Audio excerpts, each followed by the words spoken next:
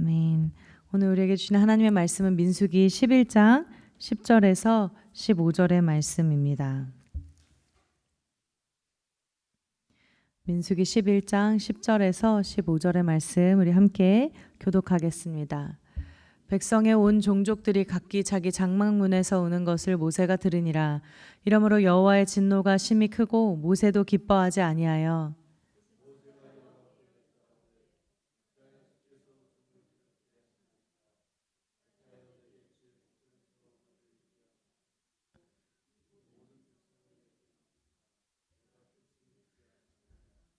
이 모든 백성을 내가 배었나이까? 내가 그들을 낳았나이까?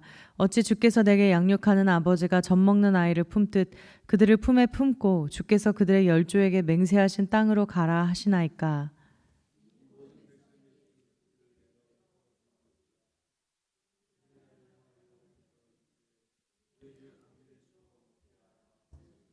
책임이 심히 중하여 나 혼자는 이 모든 백성을 감당할 수 없나이다.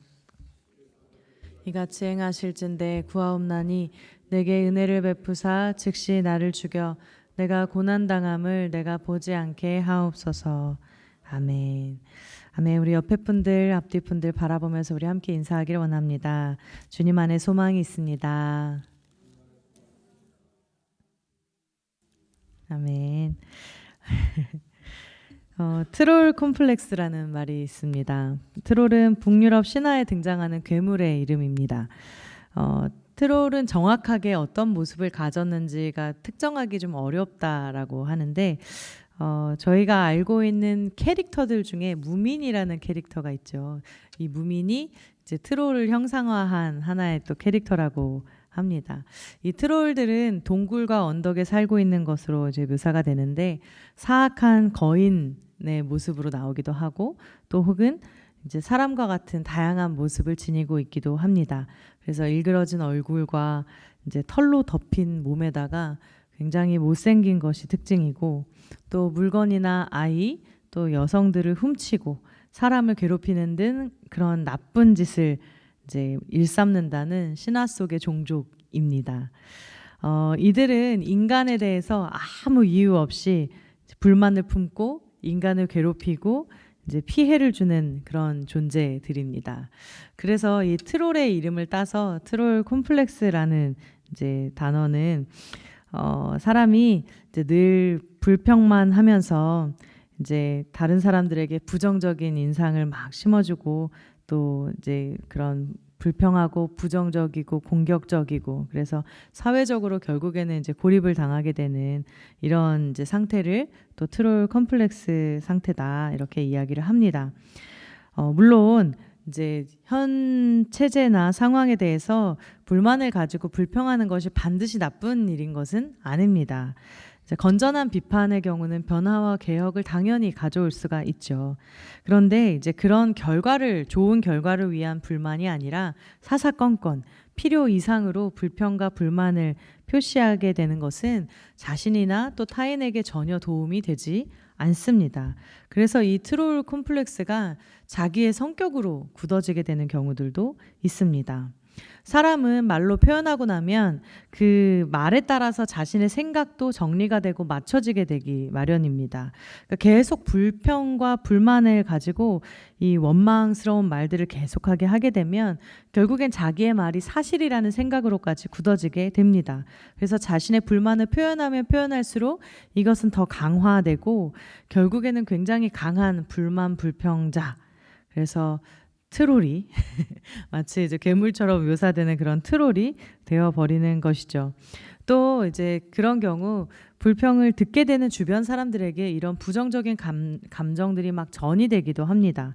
상대가 쏟아내는 이런 불평들이 이제 분함과 억울함들을 막 자극하면서 집단적으로 이제 내 주변에 있는 모든 사람들에게까지 영향을 미쳐서 원망과 불만과 불평을 막 쏟아내는 상태로 이르게 되기도 합니다. 근데 오늘 본문에 보면 이제 이스라엘 백성들 가운데 마치 트롤 컴플렉스처럼 이런 원망, 불평 이런 것들이 이스라엘 백성들 가운데 자라났던 것을 우리가 발견할 수가 있습니다. 우리 1절 말씀인데요. 우리 함께 한 목소리로 읽겠습니다. 시작.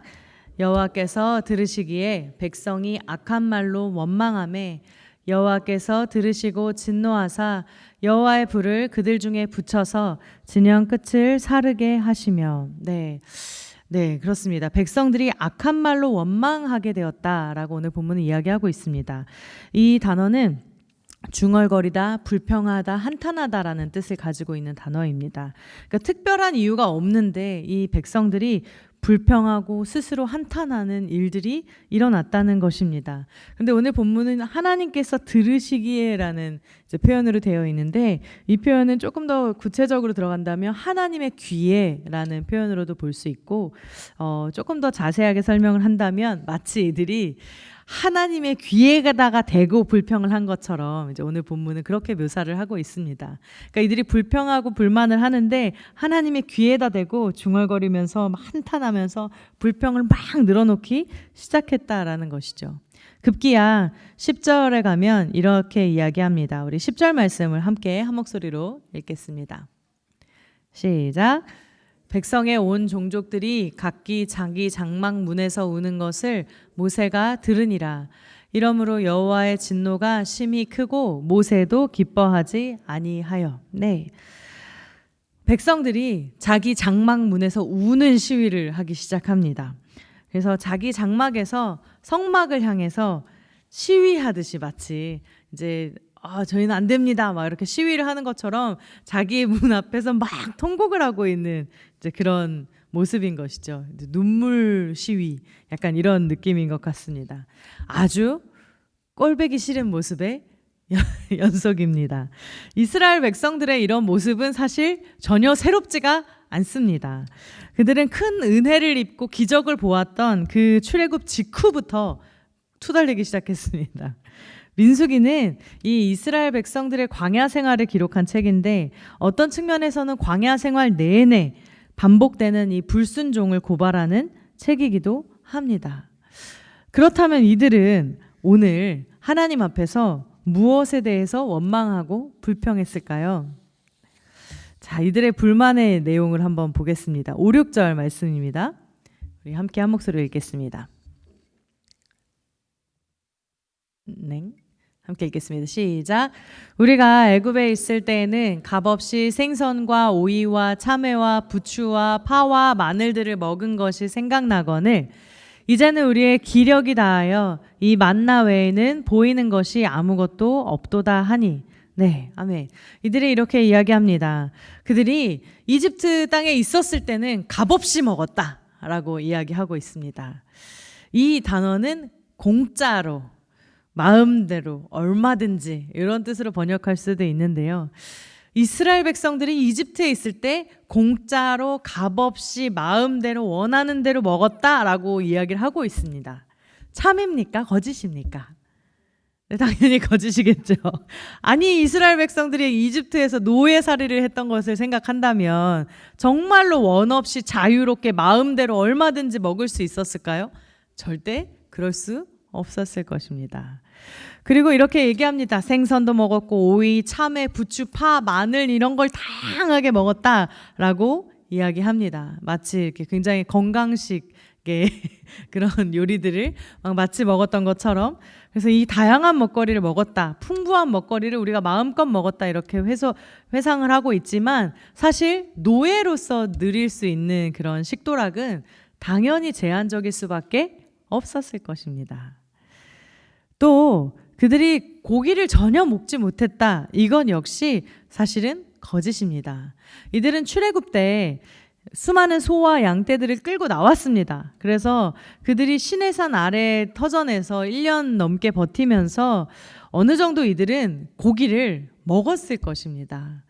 그래서 아마 이제 가축의 개체수가 줄어서 당시에는 씨로 이제 씨종자 가축들만 좀 남겨놓는 그런 상태였겠지만 어쨌든 고기를 먹지 않은 것은 또한 아니었습니다. 그리고 하나님께서 내려주신 이 특별한 음식인 만나가 기력을 쇠하게 했다, 이것도 거짓입니다. 하나님께서 공급해 주신 음식은 모든 백성들이 누리기에 아주 충분했습니다. 그리고 만나는 여러 방식의 요리도 가능했던 것으로 보입니다. 그러니까 다양한 방법으로 요리를 해 먹을 수 있으니 다양한 맛으로 즐길 수 있었겠죠. 무엇보다도 이들은 지금 광야의 피난길을 지나고 있습니다. 피난길을 지나면 당연히 피난길에 먹을 수 있는 것은 더 제한적일 수밖에 없는데, 그런데 그 가운데에서도 계속해서 만나를 공급받지 않았습니까? 만나를 공급받아서 굶는 일도 없었는데 이들은 그럼에도 이것에 만족하지를 못했습니다. 그러면서 하나님 앞에 막 이렇게 이들이 불평하고 원망하는 이 모든 말들은 들어가 보면 아주 거짓되고 아주 과장된 표현들로 우리가 예전에는 아주 잘 먹었는데 말이야 막 이러면서 얘기를 하는데 막상 그렇게 잘 먹지도 않아 놓고서 우리가 잘 먹었던 것처럼 막 이야기를 하고 있는 것이죠. 이들은 왜 불평을 이렇게 했을까요? 4절 말씀 속에 그 힌트가 있습니다. 우리 4절 말씀 함께 읽겠습니다. 시작. 그들 중에 섞여 사는 다른 인종들이 탐욕을 품음에 이스라엘 자손도 다시 울며 이르되 누가 우리에게 고기를 주어 먹게 하랴. 네. 자, 이들이 불평하게 된 배경이 두 가지가 있습니다. 첫 번째는 다른 인종들이 있었다라고 이야기합니다. 이 섞인 인종들이라고 번역된 이 단어는 합류한 사람들이라는 뜻을 가지고 있습니다. 그러니까 이 이스라엘 백성들 가운데 섞여 사는 다른 민족들이었다고 볼 수 있습니다. 그래서 우리가 알듯이 출애굽 당시부터 합류했던 수많은 잡족들이 그 가운데 있었고 그들이 그곳에 함께 있었던 그 다른 인종들이라고 볼 수 있을 것 같습니다. 이스라엘 민족은 사실 혈통을 넘어서 누구나 할례를 받기를 원하고 언약 공동체에 들어오기를 원하면 열려 있는 그런 개방 공동체이기도 했습니다. 그런데 종종 이렇게 구습에 쪄들어 있는 사람들은 이 개종한 그들의 그 방식을 따라오지 못하고 예전의 방식들을 생각하고 예전의 방식들을 자꾸 주장하는 것이 있었다는 것입니다. 그들이 이런 말을 한 이유를 사실은 자세히는 알 수 없지만 이런 불평 불만들을 이렇게 쏟아놓게 되면 효과가 아무래도 있긴 있습니다. 이런 말들에 동조하는 사람들끼리 이제 뭔가 유대 의식도 조금 생기게 되고 또 그렇게 막 안 좋은 이야기들을 쏟아놓으면서 도파민이 동시에 막 분비가 됩니다. 그러면서 자신이 남들이 안 냈던 그런 의견을 냈기 때문에 자기가 우월해 보이는 효과도 있을 것 같습니다. 그러니까 이들이 새롭고 도전적인 이 불평 불만을 막 냈을 때, 이런 원망하는 말들을 냈을 때 문제는 뭐였냐면 이스라엘 백성들이 그것에 휩쓸렸다라는 것입니다. 우리는 말씀 안에서 스스로를 돌아보고 우리의 삶을 매일 바로 잡아야 할 필요가 있습니다. 삶 속에는 우리 말씀으로부터 오지 않은 것들이 너무나 많이 있습니다. 그래서 그것에 휩쓸리게 되면 걷잡을 수가 없는 것이죠. 우리가 스스로 말씀 안에 뿌리 내리지 않으면 다른 의견들에 휩쓸려서 가게 되는 것입니다. 지금은 우리가 휩쓸리기 딱 좋은 시대를 살아가고 있는 것 같습니다. 유튜브를 켜면 어떻습니까? 연관 동영상들이 그렇게 많이 우리를 따라옵니다. 그런데 그런 영상들을 보았을 때 사실을 확인할 수도 없고 누구도 그 내용에 대해서 책임지지 않는데 그 영상들은 계속해서 우리에게 무언가를 이야기하고 우리 앞에 어른거립니다. 그런데 지난번에도 이제 말씀드렸지만 그 넷플릭스의 소셜 딜레마라는 다큐멘터리에서 그 지점을 굉장히 잘 꼬집은 바 있습니다. 유튜브와 같은 이런 매체들은 사실 우리의 미래와 바른 결정 그리고 바른 판단들에 대해서는 절대 관심이 없습니다. 그들은 그것에 대해서 관심이 없습니다. 그들이 관심 가지고 있는 건 무엇입니까? 유튜브가 관심 가지고 있는 건 뭘까요? 조회수. 그리고 어떻게든 저희가 조금이라도 더 머물러 있기 원하는 것입니다. 그 영상을 조금이라도 더 잘 보는 것이죠. 그러면 그렇게 하기 위해서 수단과 방법을 가리지 않는 것이 바로 그 영상들입니다. 그렇기 때문에 우리는 유튜브를 굉장히 잘 선별해서 보아야 할 필요가 있습니다. 그냥 연관 동영상 아무거나 막 클릭하지 마시고 정말 필요한 것만 검색해서 보십시오. 그럴 때는 유튜브를 끄고 말씀을 펴셔야 합니다. 네, 무엇이 하나님의 길인지 말씀하시는 하나님의 뜻을 구하고 그 하나님 안에 먼저 거해야 될 줄을 믿습니다. 아멘. 두 번째 이 4절 말씀에 나온 이야기들은 이 다른 인종들로부터 시작된 이 불평, 불만들이 계속해서 이제 확장이 되는데 탐욕을 품었다라는 표현을 우리가 발견할 수가 있습니다. 그러니까 탐욕을 이들이 품게 되었다는 것이죠. 탐욕을 품었다는 단어는 마음이 기울었다라는 뜻도 있고, 그래서 그것을 몹시 바라고 원한다, 갈망한다 이런 뜻을 가지고 있습니다. 그러니까 이 불평분자들은 탐욕을 품었는데 그것은 좋은 음식, 구체적으로 고기를 먹고 싶은 그런 갈망이었습니다. 그래서 이 단어 아바라는 단어인데 이 단어는 마음속에 있는 욕망 때문에 생기는 탐심을 가리킵니다. 그러니까 내적인 탐심을 말하는 것이죠. 그래서 그 마음 가운데 내적인 욕심이 탐심이 막 이렇게 들어오기 시작하니까 고기를 우리가 먹게 해주십시오 막 이런 말들로 막 터져 나오면서 불평 불만을 하기 시작하는 것입니다. 예수님은 씨 뿌리는 비유 속에서 이제 사람의 심령을 밭에다 비유하셨습니다. 그래서 어떤 밭은 길가와 같은 밭이 있어서 말씀이 그대로 바로 팅 하고 튕겨져 나오는 밭이 있고, 또 돌짝밭 같은 말씀이 있어서 마음이 있어서 말씀이 바로 들어가는 거는 같은데 어려움이 오면 바로 그냥 타들어가서 없어지는 그런 밭이 있다고 말씀하셨고, 세 번째의 밭이 가시떨기의 밭이었습니다. 그리고 옥토가 있었죠. 그런데 많은 기독교인들이 공감하는 밭은 아무래도 세 번째 이 가시떨기 밭일 것입니다. 예수님께서는 이 가시떨기에 대해서, 가시나무가 자라는 그 밭에 대해서 뭐라고 말씀하셨냐면 세상의 염려와 재물의 유혹과 기타 욕심이 바로 가시떨기다라고 말씀을 하셨습니다. 염려도 있지만 그 안에 유혹, 재물에 대한 유혹과 탐심이 그 마음 가운데 가득 차게 되는 것을 예수님이 가시덤불이라고 말씀하신 것입니다. 그래서 결국에는 그 밭에 가시덤불이 가득 차게 되면 그 안에서 말씀이 질식된다라고 말씀하십니다. 그 영어 성경으로 보면 crowded라는 표현이 있어요. 그러니까 그 말씀 자체가 자라나고 싶은데 거기에 막 이렇게 끼어가지고 완전히 질식돼서 아무것도 하지 못하고 열매도 맺지 못하고 그냥 거기서 그대로 있다가 이제 죽어간다라는 것이죠. 그러니까 우리의 마음 가운데 그런 탐심들이 자리 잡게 된다면, 탐심이 다른 것보다 더 많이 우리의 마음 가운데 차지하게 된다면 우리 안에 있는 말씀이 자라나기는커녕 말씀이 질식되고 아무것도 할 수 없게 된다는 것입니다. 우리 안에 탐심이 가득하게 된다면 말입니다. 그들의 불평은 결국 탐욕에서부터 나왔습니다. 주신 모든 것에 대해서 자족할 줄을 모르고 그저 철없이 탐욕을 품고 있는 것입니다.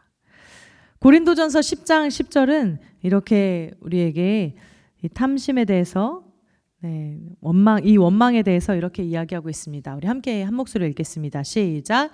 그들 가운데 어떤 사람들이 원망하다가 멸망시키는 자에게 멸망하였나니 너희는 그들과 같이 원망하지 말라. 네, 결국 이들이 이 탐욕을 품고 탐심을 품고 그것으로 원망을 하기 시작했을 때 이것은 그들을 멸망으로 이끌고 가는 길이었음을 우리가 기억할 필요가 있습니다.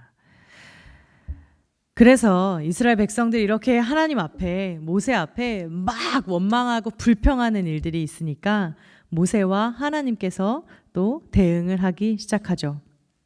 사실 모세의 입장에서는 굉장히 싫습니다. 이 백성들이 이렇게 하는 모든 행동들이 너무너무 싫고 너무너무 지긋지긋해 보입니다. 우리 12절 말씀 우리 함께 한 목소리로 읽겠습니다. 12절 말씀입니다.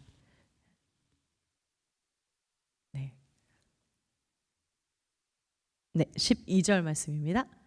함께 읽겠습니다. 네, 오늘 본문에 있습니다. 본문에.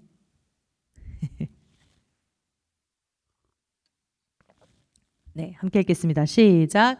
이 모든 백성을 내가 배었나이까? 내가 그들을 낳았나이까?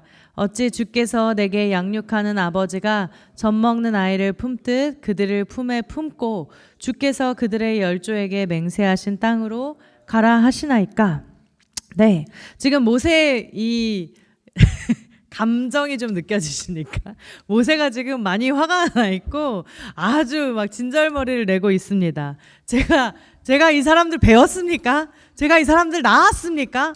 주님, 제가 이 사람들 아빠라도 됩니까? 내가 무슨 젖먹이 데리고 막 가는 아빠처럼 내가 이들을 이렇게 품어야 됩니까? 라고 모세가 하나님 앞에 완전히 항의하면서 나아가고 있죠. 그러면 이제 모세의 이 말을 조금 더 생각을 해보면 지금 이스라엘 백성들의 상태가 어떠하다는 겁니까? 지금 어린아이 아니야? 젖먹이 아니야? 이런 어린 백성들을 데리고 제가 어떻게 갑니까? 이러면서 지금 모세가 화를 내고 있는 것이죠. 그러니까 아무리 뛰어난 지도자라고 할지라도 참 이 백성들이 너무 철이 없고 너무 어린아이와 같이 보이는 것입니다. 그래서 모세는 이 불평하는 백성을 더 이상 감당할 수가 없다고 하면서 차라리 나를 죽여주십시오. 이렇게 애원을 합니다. 그러니까 이렇게 헌신한 리더 그리고 이 위대한 지도자인 모세가 이렇게 부르심마저 부정할 정도로 괴로워하는 이 상황은 굉장히 슬픈 상황인 것이죠. 하나님께서는 이 모세에 대해서도 대답을 해주시고 또 이 백성에 대해서도 대답을 해주십니다. 우리 모세에게는 이렇게 말씀하십니다. 70명의 장로들 그리고 이 지도자들을 선출하라 라고 말씀을 하시는데 하나님께서 그들에게 성령을 임하게 하실 것이다 라고 약속을 해 주십니다. 그러면서 이 모세의 이 무거운 짐을 이들이 함께 나눠질 것이다 말씀하시죠. 그리고 이 백성들의 육적인 욕구에 대해서도 하나님께서 말씀을 하십니다. 우리 18절 말씀 함께 읽겠습니다. 시작. 또 백성에게 이르기를 너희의 몸을 거룩히 하여 내일 고기 먹기를 기다리라. 너희가 울며 이르기를 누가 우리에게 고기를 주어 먹게 하랴. 애굽에 있을 때가 우리에게 좋았다 하는 말이 여호와께 들렸으므로 여호와께서 너희에게 고기를 주어 먹게 하실 것이라. 네. 하나님께서 그들에게 고기를 주어서 먹게 하십니다. 고기를 주십시오라고 하는 이 미운 백성들에게까지도 하나님께서는 이들에게 고기를 허락하시고 계시는 것이죠. 심지어 하나님께서는 이들이 냄새도 싫어하기까지 물리도록 주실 것이다 라고 약속하십니다. 백성이 매일 입에 한가득 뜯은 이 고기가 콧구멍으로 밀려 나오는 것만큼 아주 질리도록 먹어서 냄새마저 싫어할 정도로 아주 질리도록 먹게 하겠다. 하나님께서 이렇게 말씀하십니다. 모세가 여쭤보죠. 아니 하나님 어떻게 이 고기를 구하시려고 그러십니까? 하나님 어디서 이 고기 구하시게요? 라고 물으니까 하나님께서 이렇게 말씀하시죠. 우리 23절 말씀입니다. 한 목소리 읽겠습니다. 시작. 모세에게 이르시되 여호와의 손이 짧으냐 내가 이제 내 말이 내게 응하는 여부를 보리라. 아멘. 하나님께서 말씀하시죠. 내 손이 짧으냐? 내가 손이 짧아서 못하냐? 이렇게 말씀하시면서 하나님께서 그 일을 이루어 주시는 것을 만날 수가 있습니다. 그렇다면 우리가 이스라엘 백성들을 바라보면서 오늘 본문 속에 이스라엘 백성들이 원망하고 불평하고 그것이 정말 그곳에 있는 다른 사람들의 말들에 막 휩쓸려서 그들이 막 그 다른 사람들의 말들을 막 분별하지도 못하고 그냥 휩쓸려서 이야기를 하기도 하고 또 탐욕에 사로잡혀서 그런 이제 고기에 대한 이야기 이런 불평과 원망들을 막 쏟아냈던 이야기들을 우리가 함께 보았는데 그렇다면 우리는 우리의 이 광야길 가운데 어떻게 원망이 아니라 소망으로 살아갈 수 있을까 이런 고민들을 하게 됩니다. 이스라엘 백성들과 똑같은 원망을 가지고 우리가 살아갈 수는 없지 않겠습니까? 그러면 우리는 어떻게 하면 이 원망으로 가지 않고 이 광야길 가운데 소망으로 살아갈 수 있을까? 이런 질문들을 던지게 됩니다. 우리 민수기 10장 33절에서 34절 우리 전 장에서는 하나님께서 이들과 함께 하시는 그 일상이 어떠했는지를 우리에게 전해줍니다. 우리 함께 한 목소리로 읽겠습니다. 시작. 그들이 여호와의 산에서 떠나 3일 길을 갈 때에 여호와의 언약궤가 그 3일 길에 앞서가며 그들의 쉴 곳을 찾았고 그들이 진영을 떠날 때에 낮에는 여호와의 구름이 그 위에 덮였었더라. 네, 아멘. 이들의 일상은, 이들이 광야에서 보냈던 그 일상은 하나님과 늘 함께하는 일상이었습니다. 이들이 원망하고 있었던 그 순간에도 하나님의 임재는 그들과 함께 계셨고 하나님의 구름이 낮에는 구름으로 밤에는 불로 하나님의 임재가 늘 그들과 함께 하셨던 것입니다. 그들에게는 하나님이 늘 함께 계셨습니다. 그리고 하나님은 그들의 소망이었고 그들의 구원자로서 언제나 그들과 동행하셨던 것입니다. 하나님 한 분이면 충분한데 하나님 한 분이면 그들이 그 모든 광야를 함께 지나갈 수가 있는데 이들은 자꾸 다른 것을 바라보기 시작했던 것입니다. 하나님 한 분만을 바라보는 것이 아니라 조금 더 다른 거 없을까? 조금 더 편하게 살 수 있는 다른 건 없을까? 그러면서 그들의 눈을 하나님께로부터 떼서 자꾸 다른 곳으로 바라보기 시작했던 것입니다. 사랑하는 우리 중곡교회 성도 여러분, 하나님 한 분이면 충분하십니까? 아멘. 네, 아멘. 정말 하나님 한 분으로 충분한 우리 중곡교회가 되기를 원합니다. 자꾸 다른 것들로 우리의 마음을 채우려고 하고 자꾸 다른 것을 의지하면서 살아가려고 하는 것이 아니라 우리의 삶의 유일한 소망이 되시고 완전한 소망이 되시는 그 하나님을 붙들면서 하나님 한 분이면 충분합니다. 이런 고백을 하는 저와 여러분 되시기를 원합니다. 그래서 다른 것 보지 않고 이 광야 같은 세상길 살아갈 때에 우리가 원망이 아니라 하나님을 바라보면서 소망의 언어들을 고백하고 또 그 소망으로 우리의 매일매일을 살아가는 그런 저와 여러분들 되시기를 바랍니다.